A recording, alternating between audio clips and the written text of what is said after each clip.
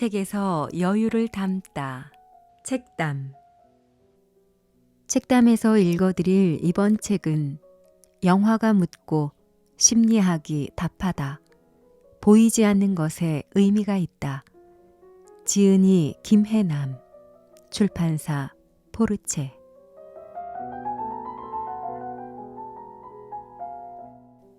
안녕하세요. 책담입니다. 이 책은 오랫동안 파킨스병을 앓고 계시는 정신분석 전문의 김혜남 선생님께서 쓰신 책입니다. 온라인 매체를 통해 선생님께서 마지막으로 내시는 책이라는 글을 보고 낭독을 결심했습니다. 정신분석이라는 것은 쉽게 다가가기 어려운 분야인 것 같습니다. 왠지 거부감이 들고 그 분석에는 좀 반항하게 되는 그런 느낌을 저는 가지고 있었는데요. 왜 그런지는 모르겠습니다. 책의 프롤로그를 통해 영화와 정신분석은 닮아있다 라고 밝히면서 선생님께서는 오랫동안 영화의 주인공과 주변 인물을 분석하였던 것을 책으로 엮은 것임을 알려주십니다. 그렇다고 책 내용이 심리학 책처럼 어려운 것은 아닙니다. 심리 분석이라기보다는 영화에 대한 소개와 함께 정신분석학적인 소감 정도로 보시면 될 것 같습니다.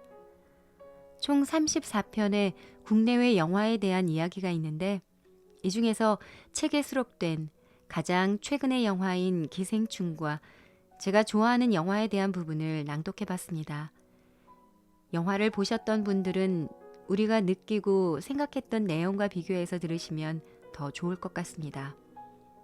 아무래도 파킨슨병이라는 것이 치료가 힘들기 때문에 선생님의 병이 낫기를 바랄 수는 없겠지만 그래도 덜 아프시고 집필 외에 준비하시는 것에 대한 소망을 이루실 수 있도록 기도하겠습니다. 잘 들어주시고 구독과 좋아요 그리고 알림 설정과 댓글 꼭 부탁드립니다. 행복하세요. 아들아, 가장 좋은 계획은 무계획이란다. 기생충, 봉준호. 나는 그동안 열심히 살아왔다고 나름 자부하고 있었다. 그런데 언제부터인가 점차 걷는 게 힘들어지고 몸이 마음대로 움직이지 않았다. 무엇보다 가장 큰 문제는 자꾸 넘어진다는 것이었다. 그러다 보니 몸에 상처가 아물 날이 없었고 하마터면 눈을 크게 다쳐 큰일이 날 뻔한 적도 있다. 오른쪽 어깨는 습관적 탈골 때문에 수술을 받기도 했다. 그래서 이후 내 옆에는 항상 간병인이 붙어 다니게 되었고 언제부턴가 누군가의 도움 없이는 혼자 일어서는 것도 힘들어졌다. 점차 나에게 일어난 일련의 변화들은 나를 무기력하게 만들었다. 오랜 간호에 지친 가족들의 짜증 섞인 반응을 볼 때면 내가 저들에게 무용지물인 존재가 된 것이 아닌지, 또 내가 가족들의 피를 빨아먹는 기생충 같은 존재가 된 것이 아닌지 생각하게 되는 날들도 있었다. 이런 복잡한 마음이 한창일 때 마침 봉준호 감독의 영화 기생충이 개봉했다. 이 영화는 1000만 관객 돌파는 물론 칸 영화제에서 한국 영화 최초로 황금 종려상을 수상하며 엄청난 화제를 모았다. 그럼에도 막상 영화를 보고 나서는 기분이 그리 좋지 않았다. 영화를 보고 나서 작품으로서의 완성도와는 별개로 어쩐지 마음에 찜찜한 감정이 남는다고 평하는 사람들도 적지 않았던 것을 보면 이 영화는 어딘가 우리의 불편함을 예민하게 자극하는 구석이 있는 듯하다. 우선 영화에서 객관적으로 기생충을 떠올리게 하는 기택의 가족은 사실상 기생충이라기보다는 사기꾼에 가깝다. 이들은 충분히 사회에서 일을 하고 적응할 수 있는, 즉 다른 사람에게 피해를 주지 않고도 독자적으로 생존할 수 있는 능력을 가지고 있는 사람들이다. 하지만 이들은 더 나은 삶을 원하면서도 정당한 방법으로 차근차근 신분 상승을 꾀하려 하지 않고 오히려 손쉽게 포기해버린다. 별다른 야심이나 계획 없이 다 같이 둘러앉아 피자 박스만 접는 기택 가족의 모습은 교훈적으로 보자면 바람직하지 않을지도 모르지만 한편으로는 팍팍한 오늘날을 살아가는 우리가 공감하게 되는 부분도 있다. 사실 이전 세대만 해도 신분 간의 격차라는 게 개인의 노력에 따라 넘을 수도 있는 벽이었다. 하지만 현대에 이르러서는 어떤가? 사실상 태어나서부터 빈부에 따라 아이들이 겪게 되는 환경의 차이가 너무 커서 성장할수록 오히려 그 격차는 더더욱 벌어지는 게 현실이다. 마치 인도의 카스트 제도처럼 그 격차를 뛰어넘기 어려워서 개개인이 아무리 열심히 일한다 해도 지하 단칸방에서 부자촌으로의 승급은 거의 불가능에 가깝다고 봐야 한다. 영화에서 이런 가난한 이들은 냄새로 이미 그룹화된다. 기생충에서 기택가족과 대비되는 박 사장의 부자가족은 오히려 착하고 순진한 인물들로 묘사된다. 그들은 사람을 쉽게 믿는다. 그러나 잘 들여다보면 사실 그들이 믿는 것은 그들과 같은 세상에 속해 있다는 걸 보여주는 위조된 학벌이나 고급스럽고 세련된 금박의 명함 같은 것들이다. 반지하까지 끝없는 계단을 내려가야 만날 수 있는 그들 바깥 세상의 삶은 그들이 접할 일도 없고 접할 필요도 없는 별개의 세계다. 그러나 자신도 모르는 사이에 그들의 세계에 바깥 세상의 한 가족이 침투해 오기 시작한다. 이들 가족의 목적은 돈을 벌어 부자가 되는 것도 아니고 성공해서 명예를 얻는 것도 아니며 사실 아무것도 아니다. 단지 하루 벌어 맛있는 것을 먹을 수 있으면 그뿐. 이들의 철학은 기택의 반복적인 대사로 압축된다. 세상에서 제일 좋은 계획이 뭔 줄 아니? 그건 바로 무계획이야. 계획대로 되는 건 아무것도 없거든. 그런데 부자 가족에게 빌붙는 기택 가족이 아닌 진짜 기생충의 정체가 드러나며 진짜 반전이 나타난다.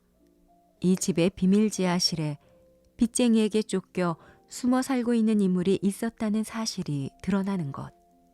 가정부였던 문광의 남편인 근세는 지하실에 숨어 아내가 몰래 빼돌린 음식으로 연명하며 말 그대로 그저 생존만을 이어가고 있었다. 아무것도 하지 않고 하루 세 끼의 밥에 만족하며 이런 상황을 가능하게 해준 집주인을 찬양하며 살고 있는 것이다. 이렇게 각기 자신들의 방식으로 생존을 이어오던 가족들은 기생충끼리 서로 자리를 빼앗기지 않으려는 싸움으로 전부 풍비박산이 나버린다. 무엇보다 박 사장에게 기생하고 심지어 그런 삶을 가능하게 해준 그에게 감사하며 살던 근세가 영화 끝자락에는 정원에서 열린 파티에 난입하여 기택의 딸이자 가정교사인 기정을 찌르고 파티를 아수라장으로 만든다는 점이 인상적이다.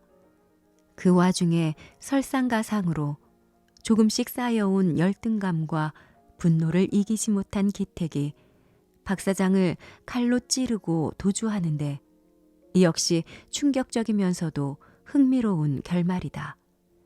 인디언 추장으로 분장한 박 사장은 기택과 근세 가족을 먹여 살리는 숙주의 역할을 하고 있었음에도 왜 그들은 박 사장의 세계를 공격하고 끝내 죽여야 했을까? 이는 마치 프랑스 혁명을 연상시키는 부분이 있었다. 기택 가족이 아무리 애써도 그들은 결코 박 사장이 속한 부자들의 세계에 편입될 수 없을 것이다. 아무리 치밀한 계획을 세워도 기택 가족에게 허락된 영역은 어디까지나 선을 넘지 않는 지점까지다. 그 와중에 박 사장은 그 아수라장 속에서도 기택의 냄새에 인상을 찡그린다. 불공평과 차별이 심하고 이것이 개선될 여지가 없어 보일 때 결국 기생충처럼 보였던 힘없는 존재의 분노도 폭발하기 마련이다. 기생충의 결말은 아무리 힘겨운 삶이라도 가지고 있는 모든 것을 빼앗기더라도 그래도 내 인생을 디자인할 수 있는 최소한의 자유는 남겨둬야 한다는 사실을 떠올리게 한다. 인간이 인간으로서 살기 위한 최소한의 공간과 여유, 존엄성이 없다면 그 어떤 세계도 견고하게 유지될 수 없을 것이다. 기생충이 역설하는 인간다운 삶. 어쩌면 이러한 메시지가 사람들이 이 영화를 불편해하면서도 한편으로는 열광했던 이유가 아니었을까 싶다. 결국 숙주와 기생충의 아슬아슬한 공생이 무너진 뒤 기택은 다시 가장 기생충에 가까운 삶으로 돌아가게 되고 아들 기우는 그를 언젠가 해방시키기 위한 계획을 세운다. 그 계획은 이론적으로는 그럴듯하나 한순간 눈앞을 가렸다 흩어지는 안개처럼 요원해 보인다. 계획을 세워봤자 실현할 길이 없는 기생충의 삶 때문에 무계획이 최선일 수밖에 없었던 그들의 마지막 계획은 과연 이루어질까?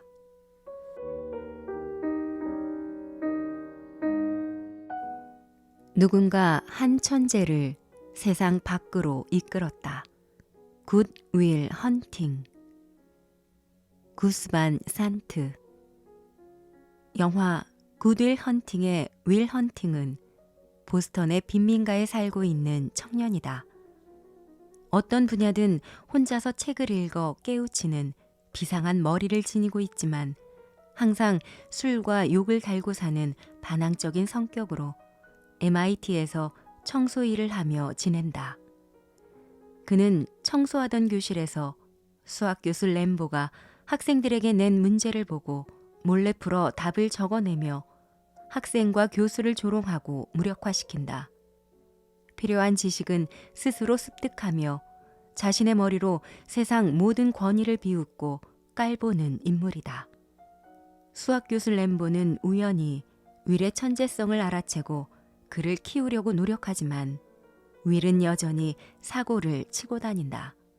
급기야 집단 패싸움을 벌이다가 이를 말리려던 경찰까지 폭행하여 재판을 받고 수감될 위기에 처한다. 램보는 이를 안타깝게 여겨 자신의 책임하에 그의 연구를 돕고 정신과 치료를 병행한다는 조건으로 윌을 석방시킨다. 하지만 윌은 밤새 심리학 책을 읽고는 오히려 자신을 치료하는 사람들의 약점을 간파하고 논쟁을 벌여 그들을 질리게 만든다.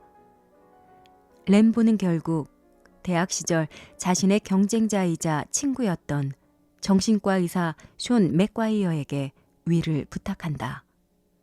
숀의 진료실에 들어간 윌은 이번에도 역시 숀을 무력화시키기 위한 건수를 찾는다. 숀이 직접 그린 한 점의 그림을 본 윌은 숀의 내면을 해석하기 시작한다. 파도가 일렁이고 무서운 폭풍우가 덮쳐올 것 같은데 배는 안전한 부두에 닿기 위해 애를 쓰고 당신은 두려움을 이기려고 정신과 의사가 됐군요. 흠칫하는 듯한 숀의 태도에 의기양양해진 윌은 더 나아가 그의 부인에 대해 언급하며 실패한 결혼이라 떠든다. 이에 격분한 숀이 윌의 목을 잡고 벽에 밀치며 다시 한번 부인에 대해 언급하면 용서하지 않겠다고 분노하지만 윌은 태연히 진료실을 떠난다.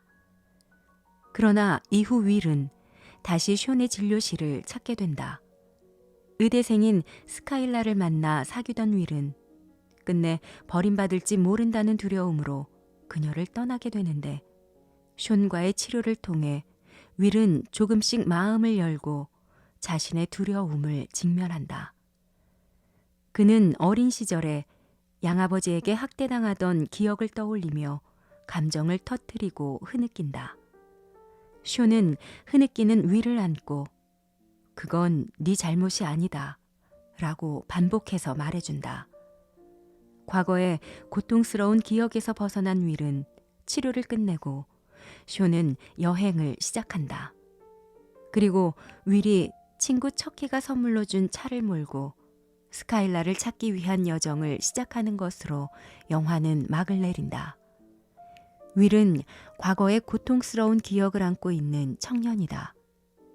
그는 친부모로부터 버림받았고 양부모에게 입양되었다가 5번이나 파양된 경험이 있다. 더구나 그중 3번은 양부의 모진 학대에 의한 파양이었다. 그는 이러한 기억 때문에 세상에 대한 깊은 불신과 증오를 안게 되었지만 동시에 세상에 대한 두려움으로 익숙한 고향인 보스턴을 절대 떠나지 않는다. 그는 또다시 자신을 학대하고 버릴지 모르는 사람들에게 자신의 뛰어난 지적 능력을 이용한 방어막을 친다. 누군가 만나기 전에 그 분야의 책을 독파함으로써 이론적으로 상대를 무력화하고 이를 통해 자신을 공격할지도 모르는 상대를 거세하고 조롱하는 것이다.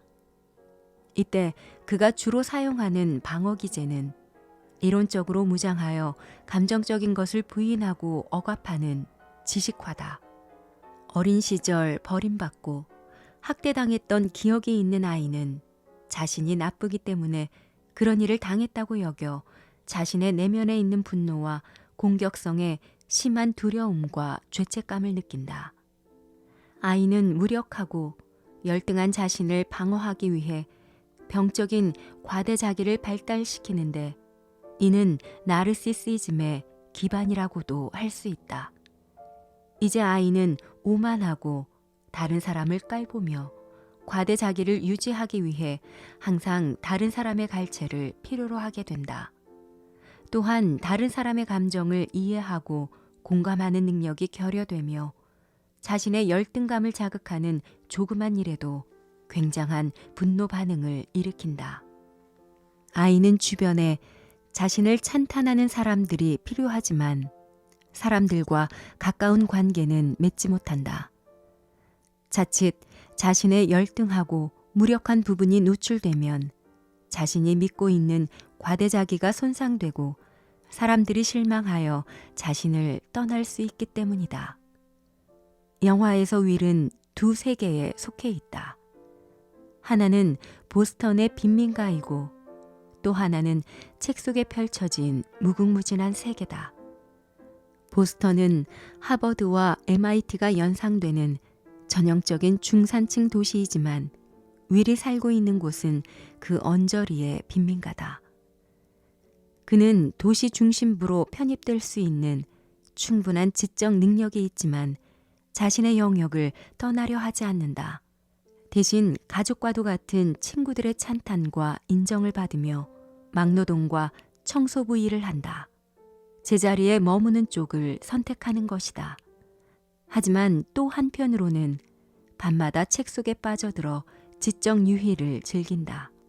속물적이고 야비한 현실 세계와 분리된 지적인 세계 속에서 그는 정보를 분석하고 통제하며 거기서 얻은 지식으로 현실의 지식인들 위에 서서 그들을 조롱하고 무참히 박살낸다. 그러던 중 윌에게 변화의 기회가 찾아온다. 그의 수학적 재능을 아깝게 여긴 램보 교수를 통하여 정신과 의사 숀을 만나게 된 것. 사실 윌이 숀의 진료실에서 그림을 보고 연상한 내용은 무척 흥미롭다. 숀의 심리를 파악하기 위해 그 그림을 분석했으나 사실은 자신의 심리 상태를 그대로 말하고 있기 때문이다. 거대한 폭풍우가 덮쳐올 듯한 곳에서 안전한 부둣가를 찾기 위해 무던히 애쓰는 작은 배라는 건 윌 자신의 상태이기도 하다.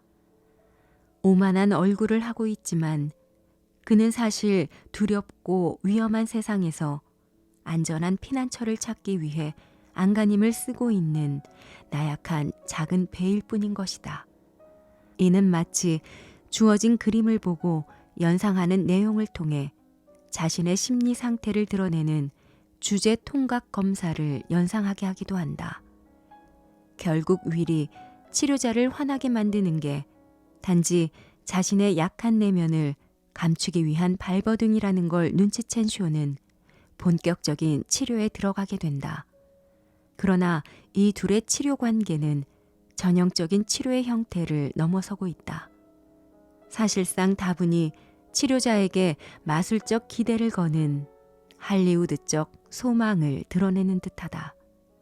쇼는 당신처럼 말이 많은 치료자는 처음 봤다는 윌의 지적처럼 자신의 감정과 생각을 솔직하게 이야기한다.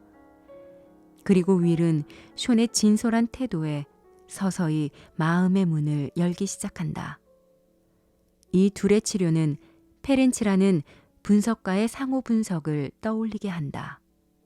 페렌치는 환자의 분석이 끝나면 자리를 바꾸고 환자로 하여금 자신을 분석하도록 했다. 그러나 이 치료가 많은 위험성이 있음을 깨닫고 곧 중단한 바 있었다. 실제로 숀과 윌의 치료 과정도 누가 환자인지 헷갈릴 정도다.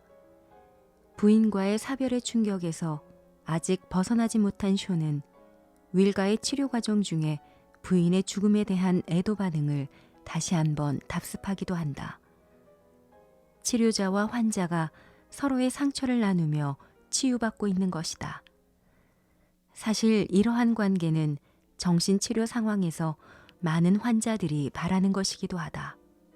환자들은 자신만 일방적으로 이야기를 하고 치료자에 대해서 아무것도 모른다는 사실에 불만과 두려움을 갖는 경우가 있다. 그들은 치료자와의 따뜻하고 인간적인 관계를 통해 위안받고 치유받기를 원한다. 하지만 이런 관계에 의한 치유는 일시적인 만족과 위안을 줄 수 있을지 몰라도 환자의 내적 고통을 이해하고 이를 근본적으로 해결하여 재구성하는 데에는 오히려 방해가 될 가능성이 높다. 일시적으로는 힘들지 몰라도 치료자가 일관되게 중립적인 위치를 지키면서 환자가 그 관계 속에서 자신을 투영하여 스스로 볼 수 있도록 돕는 것이 환자의 치유에 결과적으로 더 도움이 된다는 것은 이미 널리 알려진 사실이다. 그러나 윌은 매우 어려운 환자다. 그는 단단한 이론으로 무장한 갑옷을 입고 특유의 직관력이란 창으로 여기저기 쑤셔대며 상대에게 상처를 입힌다. 쇼는 이런 윌에게 적극적으로 다가가기 위해 위험 부담을 감수하면서 상호 분석과 같은 방법으로 그의 마음을 열고 고통스러운 기억을 끄집어내는 것이다. 그리고 이 과정 중에 숀 역시 윌처럼 아버지로부터의 고통스러운 기억이 있다는 사실이 밝혀지는데 그가 왜 그렇게까지 온몸을 던져 치료에 나섰는지 비로소 고개가 끄덕여지는 부분이다. 숀은 윌을 마치 자신의 분신처럼 보고 자신을 치료하듯 윌에게 다가간 셈이다. 그렇게 윌이 마침내 치유되는 장면은 전형적인 치료에서의 카타르시스를 연출한다. 어릴 적 학대받았던 기억에 대해 너의 잘못이 아니다 라고 말해주는 것. 여기서 숀이 그건 너의 잘못이 아니다 라고 하며 윌을 안아주는 장면은 로버트 레드포드 감독의 보통 사람들에서 형의 죽음에 대한 죄책감에 시달리는 콘레드에게 치료자가 그것은 너의 잘못이 아니다 라고 말하는 장면에서 빌려온 듯하다. 여기에서 윌의 치료는 마무리되는데 이 과정이 치료자와의 동일시를 거쳐 치료자가 걸었던 길을 그대로 반복한 것에 불과하다는 점이 다소 아쉽다. 그의 내면에 있는 수많은 갈등과 감정, 그의 취약한 자아 구조의 문제는 아직 그대로 덮여 있기 때문이다. 그래서인지 먼 길을 떠나는 윌의 뒷모습은 왠지 위태위태하고 안쓰럽다. 그러나 결국 그 또한 윌이 앞으로 살아가면서 풀어가고 감당해야 할 몫이기에 우리는 그의 뒷모습에 그저 응원을 보낼 뿐이다. 영화에서 아버지가 없었던 윌은 세상에 편입해 들어가는 과정에서 램보와 숀이라는 두 명의 새로운 아버지를 만난다. 그러나 이 두 사람은 윌에게 조금 다른 역할로 다가간다. 램보는 자신보다 똑똑한 아들에게 경탄과 선망, 한편으로는 질투와 자기 연민의 감정을 보이며 그를 통해 자신의 못다한 꿈을 이루고자 하는 아버지다. 윌의 방정식 풀이를 불타지 않게 허겁지겁 건져내려는 그의 모습은 영화 아마데우스에서 모차르트의 천재성에 무릎 꿇고 애통해하던 살리에리를 떠오르게 하기도 한다. 그리고 쇼는 아들이 진실로 원하는 것을 찾게 해주려는 좋은 아버지로, 이는 윌의 마음속에 있던 분열된 아버지의 이미지가 투사된 것으로도 볼 수 있다. 윌은 자신의 질시와 경쟁심을 램보에게 투사시켜 마치 그가 자신을 빠져나가지 못하도록 얽어매는 것처럼 느끼는 한편 자신이 바라는 이상적인 아버지상은 숀에게 투사시켜 그가 자신을 보호하도록 만들고 있는 것이다. 그리고 아직은 이 둘을 통합시킨 현실적인 아버지상을 받아들이지 못하고 이상적인 아버지만을 동일시하며 치료의 막을 내리게 된다. 굿윌 헌팅과 비슷하게 가난한 생활을 하던 천재가 자신의 능력을 인정하는 좋은 아버지를 만나 비로소 재능을 발휘한다는 스토리는 구스반 산트 감독의 또 다른 영화 파인딩 포레스터에서도 이어진다. 이 영화 역시 빈민가에 사는 흑인 소년 자말이 뛰어난 문학적 재능을 감추고 지내다가 세상을 등지고 살아가던 은둔 작가 윌리엄 포레스터를 만나고 그의 도움을 받아 마침내 천재성을 발휘하게 된다는 내용을 담고 있다. 이 영화는 순수한 눈빛을 지닌 한 여린 소년과 실패에 대한 두려움에 세상으로 통하는 문을 닫아버린 고집불통의 늙은 작가가 서서히 우정을 발전시키며 서로를 치유해간다는 점에서 굿윌 헌팅의 윌과 숀의 관계를 그대로 잇는다. 그리고 감독은 이를 증명이라도 하듯이 마지막 장면에 윌 역에 맷 데이먼을 출연시켜 자말에게 포레스터의 유품을 전하게 한다. 굿윌 헌팅의 윌이나 파인딩 포레스터의 자말 모두 자신이 속해 있던 세계를 떠나 좀 더 넓은 밖의 세상으로 들어가는 과정에서 자신의 판타지에서나 있을 법한 이상적인 아버지를 만난다. 실제로 발달기의 아이들은 가족 로맨스의 판타지를 갖기도 하는데 이것은 오이디푸스 시기의 아이가 자신이 이 가족의 일원이 아니라 높고 고귀한 집안의 자식으로 어떤 사연이 있어 이 집에 살고 있다고 여기는 판타지를 말한다. 누구나 한 번쯤은 생각해 보았을 법한 친근한 판타지다. 그러나 자신을 버렸던 이전의 아버지를 용서하고 이해하는 데는 그럴 수밖에 없었던 합당한 이유가 필요하다. 여기서 아버지 또한 상처로 신음하고 있다는 것을 알고 그들은 아버지와 화해한다. 그리고 서로의 상처를 치유해 나간다. 한편으로 이러한 과정은 미국인들의 집단 심리를 그대로 반영하고 있는 것처럼 보인다. 미국은 이민자들이 세운 나라이기 때문인지 여러 영화에서 아버지를 부정하다가 결국에는 아버지와 화해하려는 노력을 보이는 모습이 나타날 때가 많다. 그래서 주로 아버지가 없거나 있더라도 없는 것과 다름없는 존재감을 보이는데 최근에 할리우드 영화에서는 좋은 아버지 찾기를 시작한 듯하다. 그들은 아버지에 대한 콤플렉스를 직접 화법으로 보여주면서 상처받은 아버지와 아들이 서로의 상처를 치유하고 화해하는 과정을 담는다. 숀 역의 로빈 윌리엄스나 포레스터 역의 숀 코네리는 이러한 아버지 역을 훌륭하게 해냄으로써 영화를 한 단계 격상시켰다. 그들이 겹겹이 입은 5단의 상처는 그들의 눈빛 연기를 통해 밖으로 드러나고 고집스러움과 따뜻함이 적절히 어우러진 표정 연기는 윌이나 자말뿐 아니라 관객들이 꿈꾸어왔던 인간적인 아버지의 상을 충분히 충족시켜준다. 그리고 관객들은 자신이 못 이룬 꿈을 윌과 자말이 대신 이룰 수 있도록 그들의 등 뒤에 희망을 한 가닥 얹어 보내며 극장을 나서게 된다.